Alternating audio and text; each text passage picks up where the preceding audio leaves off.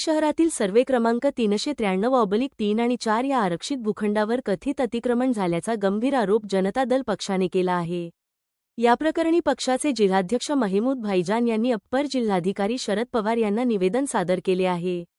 निवेदनात म्हटले आहे की सदर आरक्षित जागेवर बेकायदेशीरपणे आरसीसी बांधकाम, पत्र्याचे शेड, प्लास्टिक गिट्टी मशीन आणि चहाचे हॉटेल उभारण्यात आले आहे।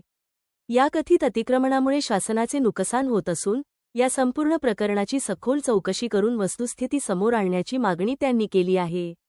शासनाच्या या आरक्षित जागेवरील अतिक्रमण तातडीने हटवून संबंधितांवर कायदेशीर कारवाई करावी, अशी आग्रही मागणी या निवेदनाद्वारे करण्यात आली आहे।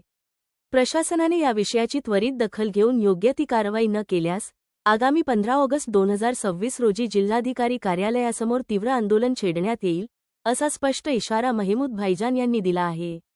कायदेशीर चौकटीत राहून या प्रकरणाची पारदर्शक चौकशी व्हावी आणि शासनाच्या जागेचे रक्षण व्हावे, अशी अपेक्षा व्यक्त करण्यात आली आहे।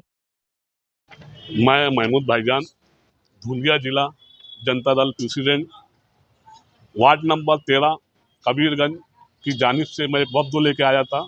मैं इसके पहले भी कई बार वफ्द ला चुका हूँ, मगर बस जब तक लेटर दो काम रुक जाता है उसके बाद फिर फौरन काम चालू हो जाता है। 393/4 ये जगह के ऊपर गार्डन मंजूर है, यहाँ पे हमको फौरन गार्डन बना के दिया जाए और जो लोग ने अतिक्रमण किया उनका फौरन अतिक्रमण तोड़ा जाए और उनके ऊपर फौजदारी गुना दाखिल किया जाए। मेरी ऐसी मांग है।